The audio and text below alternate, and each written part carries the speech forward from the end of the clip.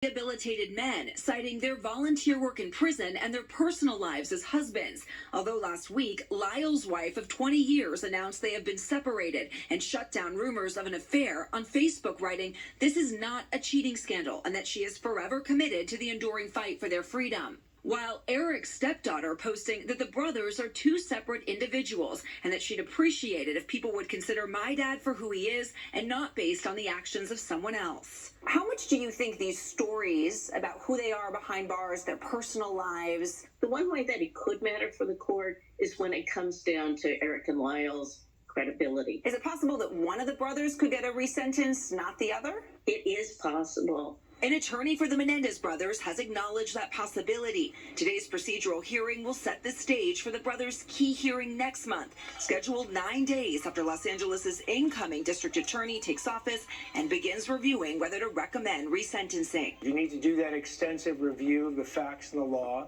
Menendez's get no special treatment. They will get equal treatment.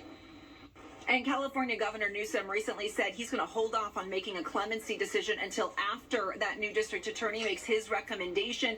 As for today, any fans that were hoping to get a peek inside the courtroom may have a tough time. There are no cameras allowed in the court, and only 16 seats, guys, are going to be open to the public, which the court plans to give out by a lottery. Hoda?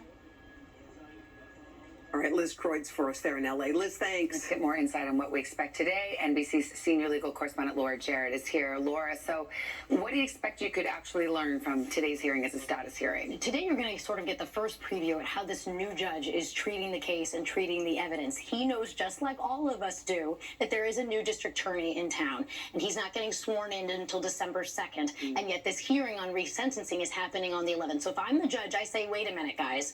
We know that there's a new administration coming. What is the district attorney's position about whether that should move forward or not? Now, there are plenty of career prosecutors in this case who don't have anything to do with the new administration, but still, that judge could decide to push off the hearing and give them a chance to weigh in. And we know the district attorney wants to do his own assessment of the evidence, as we just heard. So three different tracks potentially towards freedom for the brothers here. Is there one particular track that seems to be shaping up best, or? Well, there's one that's simpler, which would be this resentencing. If the district attorney goes forward with it, it's probably their fastest path. But remember, there's always the way that's much longer and more complicated, which is called a habeas petition. You have to have new evidence, which they say they have, and then it would be up to the judge to decide. But given what would happen there is they don't get just to get it walk free. They actually get a new trial. So that's why I say it's the longer position. And then, of course, the governor could also grant them clemency, but he wants to wait and see what happens. Okay. Laura, thank you. Laura Jarrett still ahead. The new controversy over drinking water in Florida that could have a ripple effect nationwide. Kate Snow is going to break down the latest chapter in the decades-long fluoride fight.